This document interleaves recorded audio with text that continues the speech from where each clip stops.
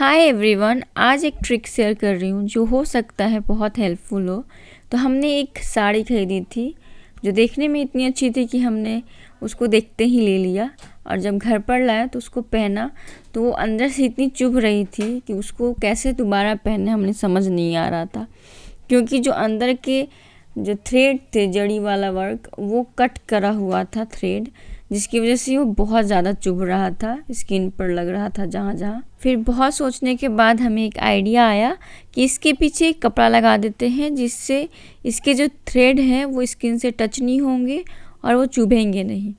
तो इसके लिए हमने जो ब्लाउज के लिए अस्तर यूज होता है वो वाला फैब्रिक लिया, और इसको एक रिवर्सिबल टेप आता है जिसको आयरन से गर्म करने पर मेल्ट हो जाता है वो।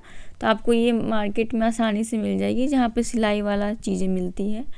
तो ये टेप और ये अस्तर दोनों को यूज करके हमने पूरा साड़ी में लगाया, पूरा साड़ी में जहाँ से स्किन पर टच हो रहा था, यानी कि जो प्लीट ख़त्म होता है हमारा और जो शोल्डर पार्ट तक था वहाँ तक हमने उसको अच्छे से लगाया। जो साड़ी का पन्हा होता है वो जो अस्तर का पन्हा होता है उससे बड़ा होता है, तो इसीलिए आपको अस्तर आधा और कट करके लगाना होगा इसमें, तब जा कर के ये कंप्लीट होता है। और इसको लगाने के बाद ये बिल्कुल भी छोड़ता नहीं है, साड़ी से चिपक जाता है। आप देख सकते हो इसमें बहुत अच्छे से चिपक गया, पता ही नहीं चल रहा है कि इसमें ऑलरेडी पहले से चिपकाया हुआ था कि हमने इसको चिपकाया है।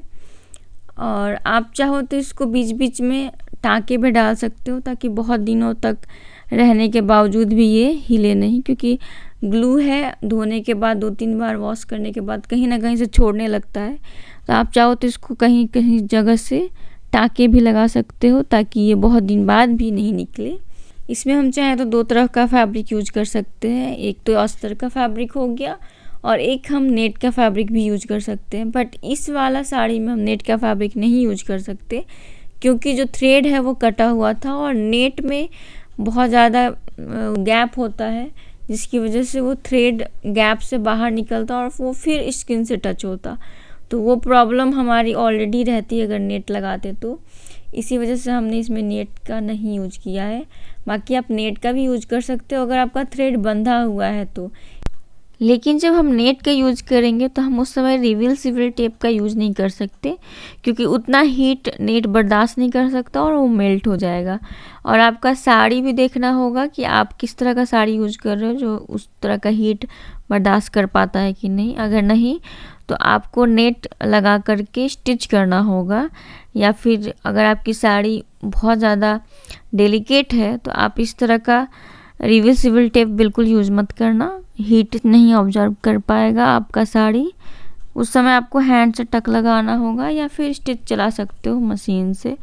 इसमें आप देख सकते हो थ्रेड कटा हुआ है, इसी वजह से हमने इसमें अस्तर वाली फैब्रिक यूज की है।